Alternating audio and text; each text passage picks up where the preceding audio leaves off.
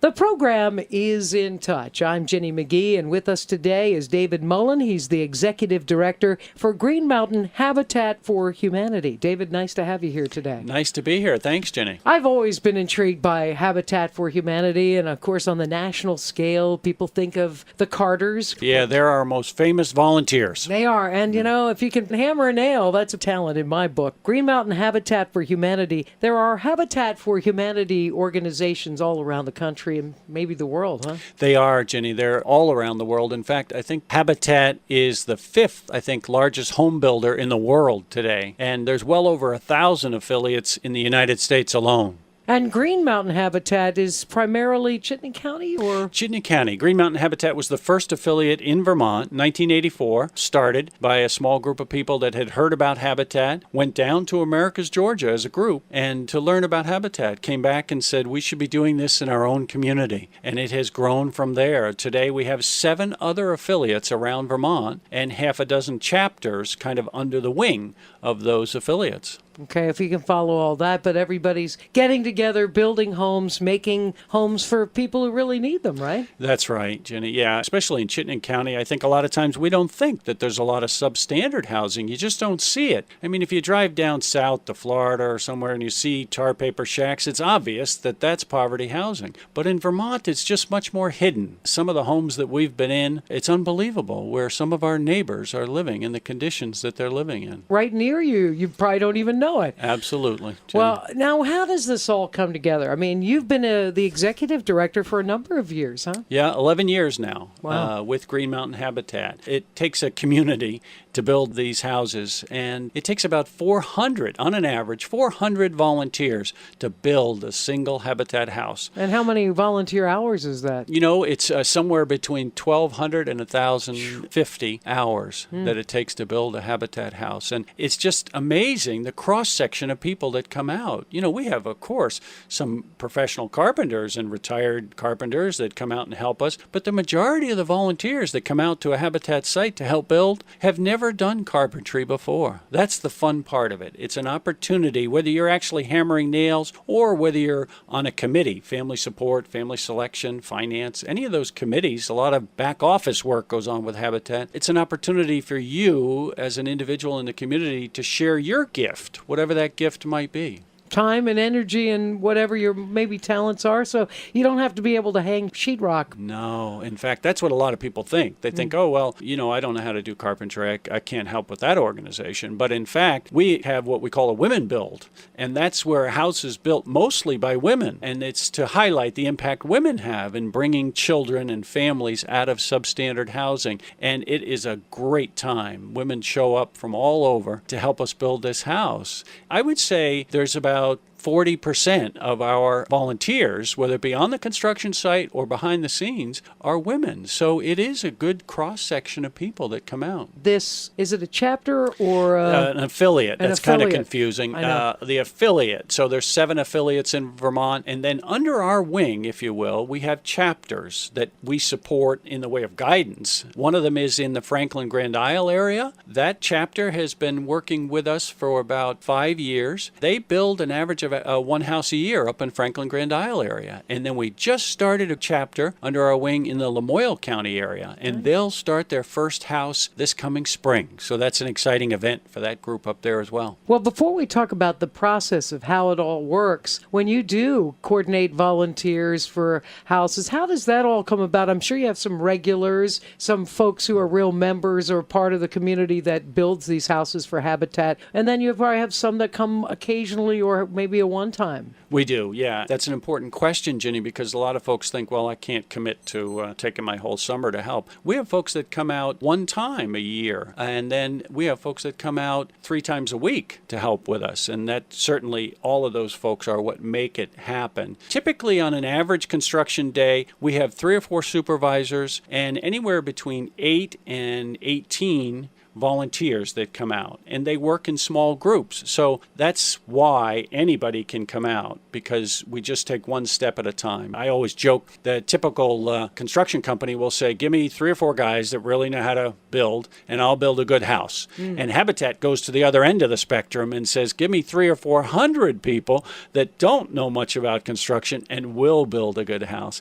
And in fact, we do. We build 5-star energy-rated houses, some of the tightest in Vermont. So do you have like crew members that are in charge of the volunteers for the different things that you're doing? Because you have to do everything from the roof and the building of the building to the carpeting and cabinetry and everything, yeah, right? We do sub out some of the stuff like concrete work or electrical that has to be, licensed people, plumbing, heating. But the majority of the work is done by volunteers. So we have some folks who have worked with us for years, and they're crew leaders or a house director. We are indebted to those folks to no end, because without them, their dedication, we wouldn't be able to build these homes for these families in need. And then the family works side by side. These families that are selected by part of the Habitat guidelines are that they have to put in sweat equity with the house. That's the part of the process. A lot of folks think, well, Habitat House, oh yeah, those are the folks that give away houses, when in fact that's not true at all. That's why we say Habitat is a hand up, not a hand out. Habitat sells the house to the family at cost, and it's a 25-year zero-interest loan to the family, and they repay that back to Green Mountain Habitat.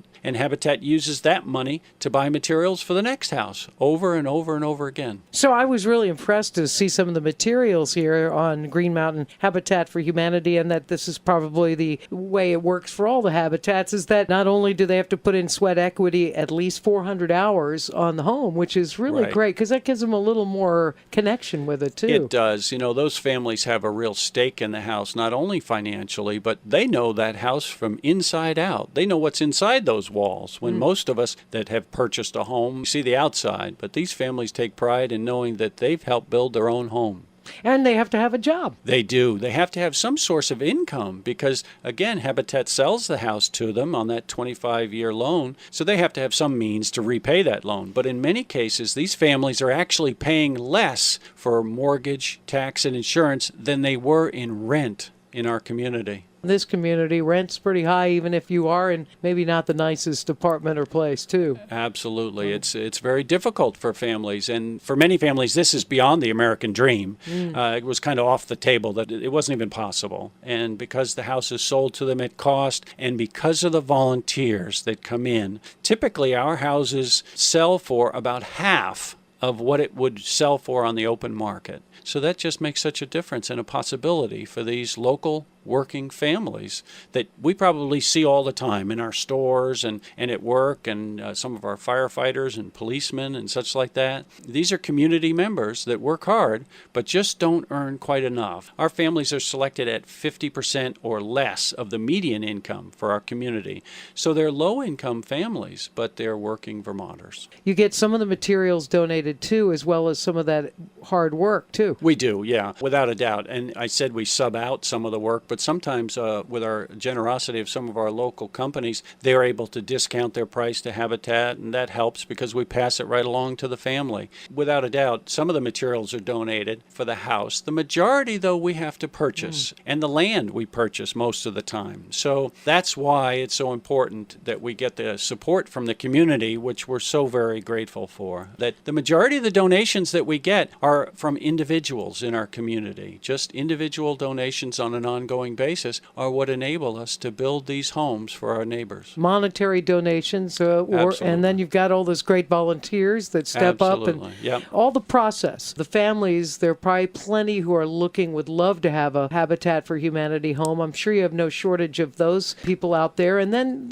siting it and designing it, how does all that work? It's a lot of coordination that goes into it, but that's part of the excitement, and that's what drives us to work with the community members and the towns and the officials and such like that. We do everything from purchasing the land to the engineering work to the permitting process throughout. We're fortunate enough, we have architects that volunteer their time to design the homes. Again, they're simple, decent, and affordable homes for these families. There's nothing fancy about it, but we make them energy efficient so that the families can save money down the road on their utilities as well. So it's quite a large project, and again, lots of folks see the construction side of it. There's an awful lot of people, volunteers in our community, that help us on our family selection committee, site selection committee. It's a long process. The whole thing of a home being finished and a family settled in there, what has to happen for that all to come to fruition must be, as you mentioned, a lot of hours and a lot of work. It is. And again, that's part of what's important about Habitat, is that there's so many opportunities for people in our neighborhoods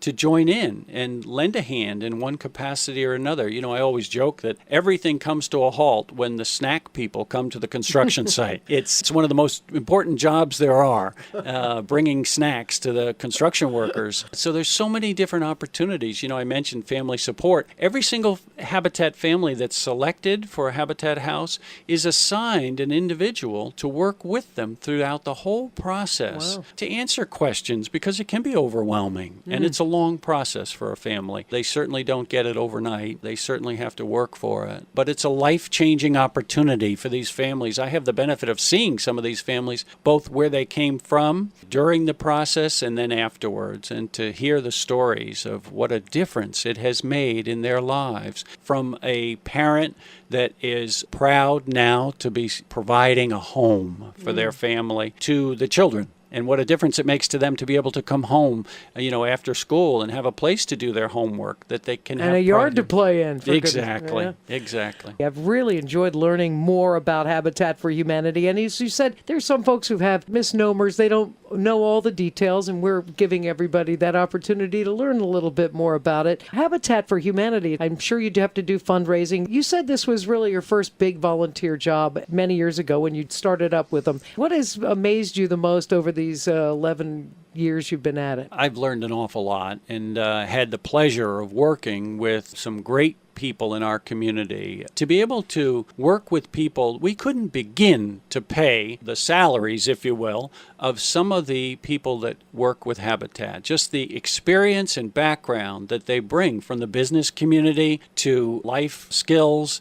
These folks come to Habitat, and the only reason they're there, and I joke with people that working with Habitat, that one of the best parts of it is the only reason these folks come to work is because they want to. They don't have to work. It's nice to work in that environment where those folks are bringing those skills to bear. They are doing it for no other reason but to help a family that is just less fortunate than themselves. And I think in that process we realize that we have an awful lot to give, no matter who you are, that there's something that you have as a skill or an asset that you have the ability to do. You know, you may not think you do, but you can always contact and find out and join in the effort. Green Mountain Habitat for Humanity, I know you must have fundraisers and do love monetary donations if folks can't give of their time. How best to do that, and how best to become a volunteer and help out? Ginny, you know, there's lots of ways to help Habitat, and lots of different opportunities, long-term and short, to join in with Habitat. We have a website, vermonthabitat.org, vermonthabitat.org, and it's spelled out. And you can go to that website. You can learn about Habitat. You can make a donation online, a financial donation. You can also click on Volunteer Hub and find out what the schedule is. When is Habitat working and where are they working? And if you want to pick a day that you're available to help out, you just sign up. It emails you back directions and a confirmation and everything else. It's exciting to be able to see people and what a difference it makes to them to be able to offer their gift to Habitat. I will also say I know a lot of people who volunteer out there, and a lot of retirees, quote unquote, who have about 6 volunteer jobs. And if you've been thinking about maybe a new organization that you haven't participated, it's not new around here, but if you'd like to join in, there's a great way to do it. Green Mountain Habitat for Humanity. Are you building a house right now? We are, actually. Just poured concrete this week in Charlotte, Charlotte on Greenbush Road. That's the third and final house in a subdivision there that we did. Ginny, that was only the second time in 25 years that we've had land donated. The town of Charlotte donated 3 building lots to Habitat, and we are eternally grateful to them for that donation. Enabled us to have 3 new homes there that we would not have been able to do before. 2 of those homes are occupied by fortunate families now enjoying the opportunity of home ownership, and those families are actually volunteering on the site to build the third one. There you go. You're even growing volunteers That's with it. right. Well, is there anything else you'd like to add, David? Please check out the website, vermonthabitat.org. It's a great opportunity, and we talked about volunteering locally, but you can go on our website and see the other affiliates that are around Vermont. So if you're not in Chittenden County or Franklin Grand Isle County, you can click on a website in your area, and you can also link to the Habitat International website if you'd like to travel around the world with Habitat. It's been very fun talking to you, David. I appreciate you being at our studios today. And is there a phone number just in case? Absolutely. The phone number there is 872-8726. David Mullen, the Executive Director of Green Mountain Habitat for Humanity, has been our guest. And I want to thank all our listeners for tuning in. I'm Ginny McGhee, and you're in touch.